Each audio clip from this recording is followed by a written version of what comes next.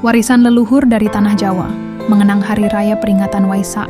Di tengah hamparan sawah dan perbukitan hijau di Magelang, Jawa Tengah, berdiri megah sebuah candi batu yang dikenal dunia, Candi Borobudur. Dibangun lebih dari 1000 tahun yang lalu, candi ini adalah peninggalan kerajaan Sailendra, sebuah kerajaan Buddha yang makmur dan bijaksana.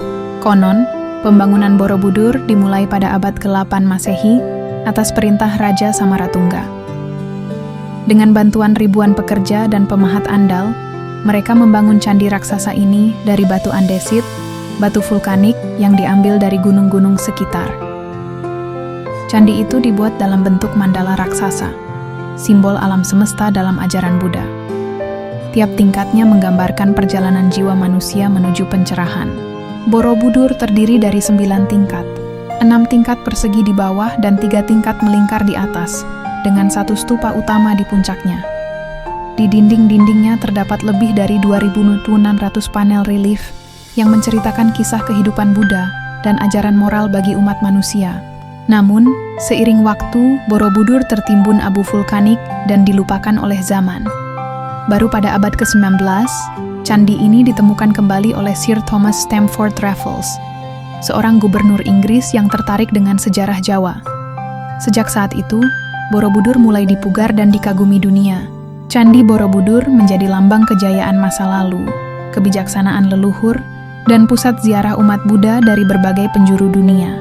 Ia mengajarkan bahwa kebesaran sejati tidak hanya terletak pada tinggi bangunan, tetapi juga pada kedalaman makna yang dikandungnya.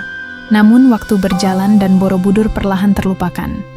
Letusan dahsyat Gunung Merapi dan perubahan zaman menyebabkan candi ini tertimbun abu dan tertutup oleh hutan lebat. Bertahun-tahun kemudian, pada abad ke-19, seorang inspektur Belanda bernama Sir Thomas Stamford Raffles mendengar bisikan tentang adanya candi tersembunyi di Jawa. Didorong oleh rasa penasaran, ia mengutus tim untuk menelusuri reruntuhan itu. Setelah berbulan-bulan bekerja keras, candi megah itu perlahan terkuak dari balik lebatnya pepohonan. Borobudur kembali berdiri, mengungkap keindahannya yang selama ini tersembunyi. Relief yang terpahat di dindingnya menceritakan kisah-kisah kehidupan Buddha, mengajarkan kebijaksanaan kepada siapa saja yang mengamati. Hingga kini, Borobudur tetap menjadi salah satu keajaiban dunia, dikunjungi oleh jutaan orang yang ingin merasakan spiritualitasnya dan mengagumi keindahan arsitekturnya. Setiap Waisak, ribuan biksu berjalan mengitari candi dengan membawa lentera, menerangi malam dengan cahaya harapan dan kedamaian. Negeri di atas awan. Di tanah Jawa yang subur, jauh sebelum Borobudur berdiri megah, masyarakat hidup dalam harmoni dengan alam. Pada suatu masa di abad ke-8, dinasti Shailendra memerintah Nusantara dengan kebijaksanaan, dan kerajaan ini adalah penganut setia ajaran Buddha Mahayana. Raja yang berkuasa saat itu diyakini sebagai seseorang yang memiliki pemahaman mendalam tentang spiritualitas. Bermimpi membangun sebuah tempat suci yang mencerminkan perjalanan manusia mencapai nirwana. Di bawah langit cerah dan dikelilingi oleh gunung-gunung yang kokoh, mereka memilih tanah yang unik. Sebuah bukit yang konon dianggap sebagai tempat suci. Batu demi batu dikumpulkan, dan ribuan pekerja mulai membangun mahakarya terbesar dalam sejarah Nusantara. Pembangunan yang misterius. Legenda mengatakan bahwa pembangunan Candi Borobudur dipimpin oleh seorang arsitek jenius bernama Gunadarma. Ia dikenal memiliki pemahaman tentang energi alam dan struktur bumi, serta memahami bagaimana sebuah bangunan harus menyatu dengan lingkungan sekitarnya.